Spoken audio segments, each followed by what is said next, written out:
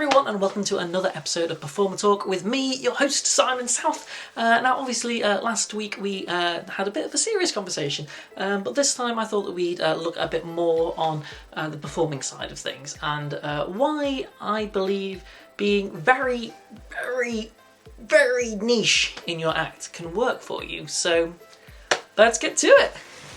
So being niche in your act is an interesting conversation to have. A lot of the reason that magicians do this is of competition acts, for instance, so that things make sense in a specific order.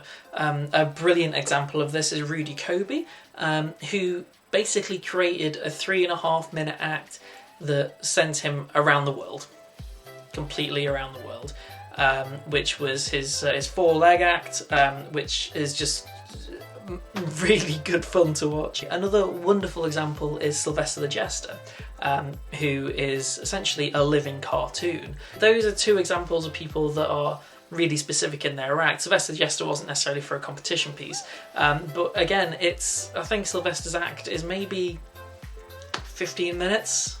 Probably if you booked him to do a proper, full show, he probably does the whole thing, but I think the max I've seen him do is 15 minutes, and it's wonderful. It's really, really good. Being that unique is very difficult to do. You need to find something that's both universal and niche, which is obviously, there are a contradiction in terms.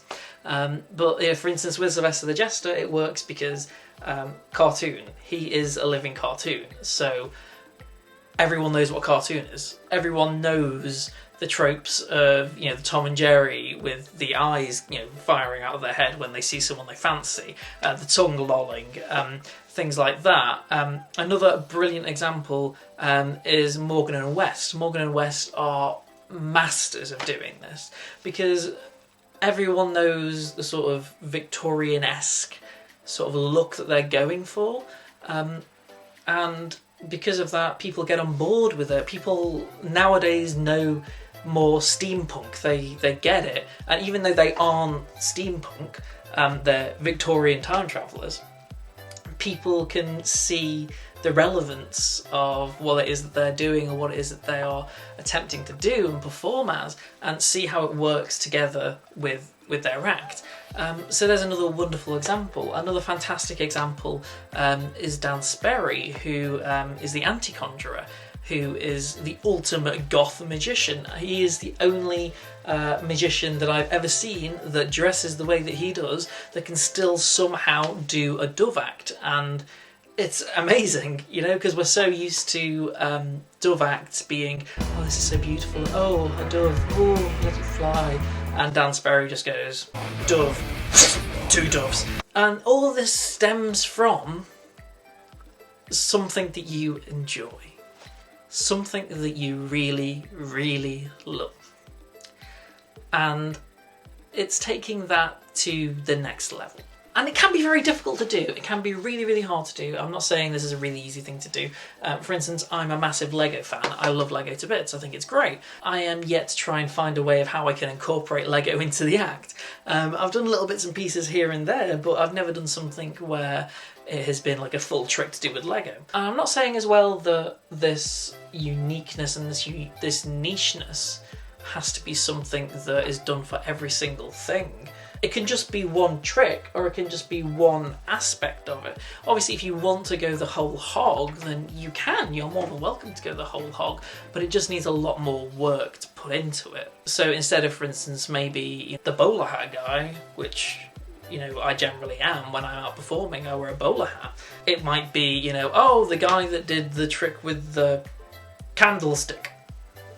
I don't know. But that's what I'm trying to get at. It's finding a way to make what you do stand out to your audience, because there is only one you.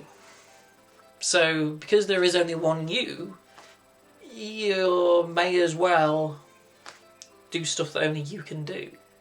So if you take something that you love to bits, and you know that other people out there love it, but not necessarily everyone, wouldn't it be amazing to make an act with this thing?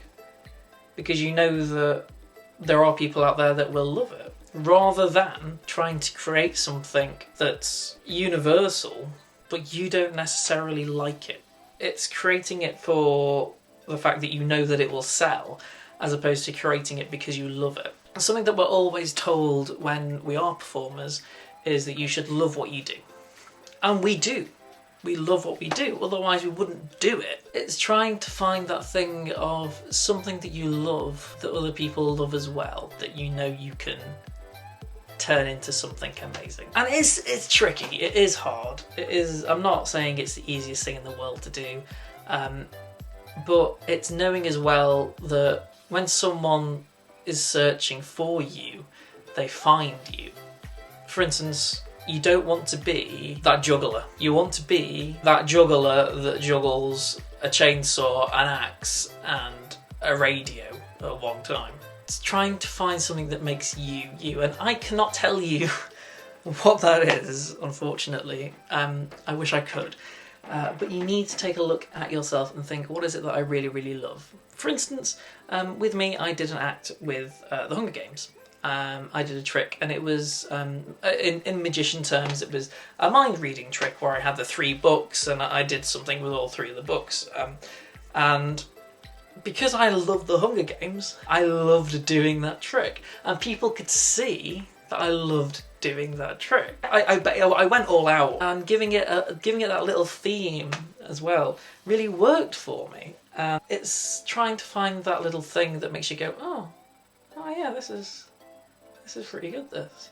So yeah, it's just finding that one thing that makes something interesting. And as I said, there are multiple ways of doing this. So we've mainly discussed the whole doing one act kind of aspect. But what if you want it to be the whole show?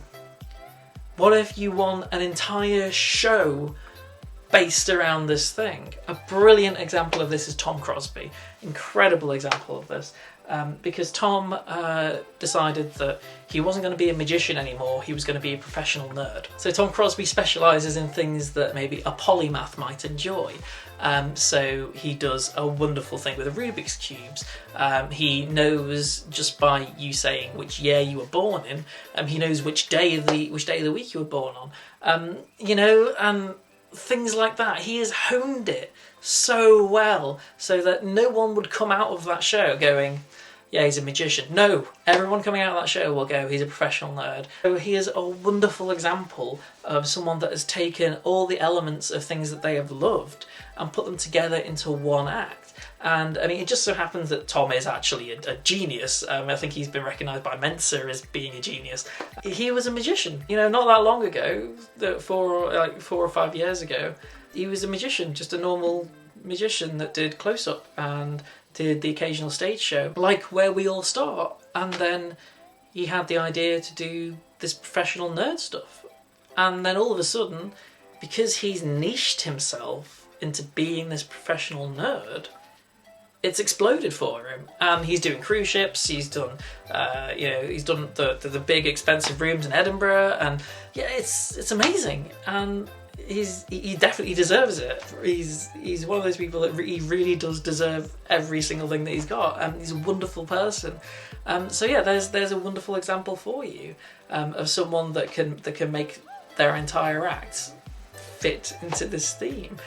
Find something that you love and see what you can do with it. So yeah, there's some ideas to hopefully get you started.